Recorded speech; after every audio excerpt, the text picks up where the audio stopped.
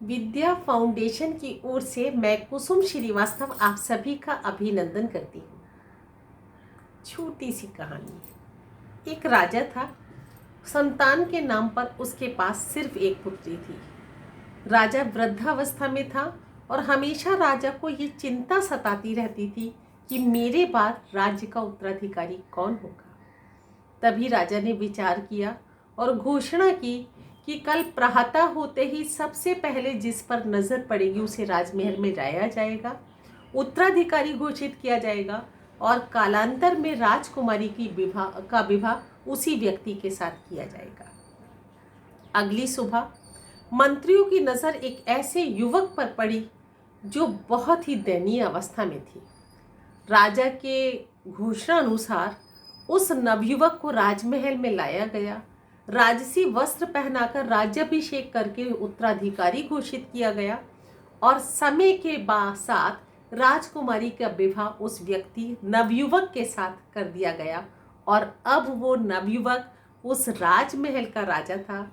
उसको राज्यभार सौंपकर राजा स्वयं वानप्रस्थी हो गया। ये नवोदित राजा बहुत ही कुशलता के साथ, बहुत ही निष्ठा के साथ राजमहल की देखभाल करता, राजसी कार्यों को देखता, प्रजा के सुख दुख का ध्यान रखता।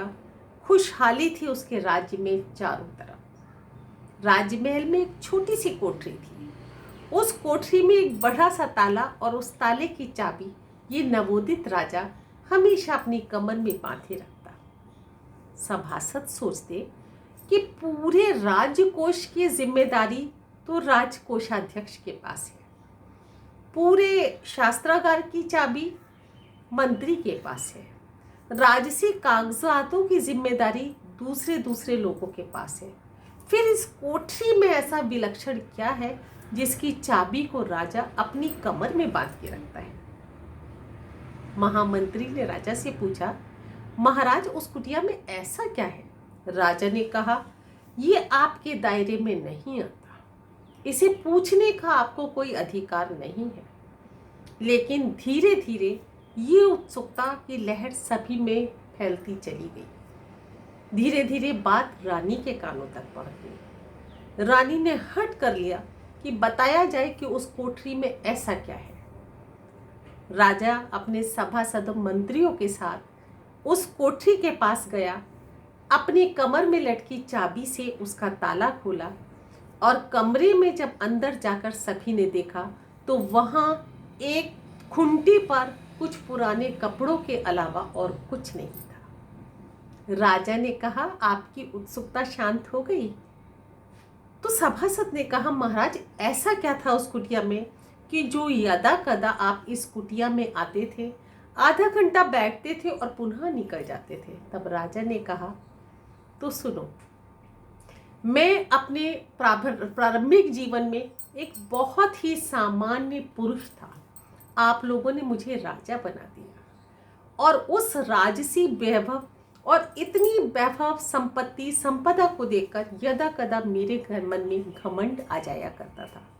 और जैसे ही वो घमंड का भस्मासुर मेरे मन में करवट बदलता, मैं इस कुटिया का ताला खोलता और इन फटे कपड़ों को देखकर अपना अतीत याद करता और धीरे धीरे वो घमंड मेरे मन से रफू चक्कर हो जाता था। सभी का सिर नीचे था। दोस्तों, इस छोटी सी कहानी का मर्म शायद सभी को समझ आ गया होगा। हम सब इस संसार में न कुछ लेकर आए थे न कुछ लेकर जाएंगे। जो कुछ मिला है इसी ब्रह्मांड से मिला है, फिर उसके लिए घमंड कैसा? तो मित्रों, कोशिश करेंगे कि जो कुछ भी इस ब्रह्मांड ने हमारे अच्छे कर्मों की वजह से हमें दिया है उसका भोग तो कीजिए, लेकिन लिप्त मत होइए। किसी तरह का अहंकार अपने अंदर मत आने दीजिए, क्योंकि अहंकार वो आग है जो आपके व्यक्तित्व की सारे सौंदर्य को, आपके चरित्र की सारी सकारात्मकता को जलाकर भस्म कर देती है और तब जिंदगी में होता है सिर्फ अकेलापन। विनम्र रहिए। कितनी भी संपदा ब्रह्मांड आपको दे, हमेशा नतमस्तक होकर बहुत ही निर्लिप्त भाव से उसका भोग कीजिए और फिर देखिए जीवन का आनंद क्या होता है। सभी को मेरी बात समझ आई होगी, ऐसा मेरा विश्वास है। अगर दोस्तों मेरी बात आपको अच्छी लगी हो तो मेरे चैनल को सब्सक्राइब जरूर कीजिए, इससे मेरा हौसला बढ़ता है। फिर मिलेंगे एक नई कहानी के साथ। तब तक के लिए सभी दोस्तों को नमस्कार।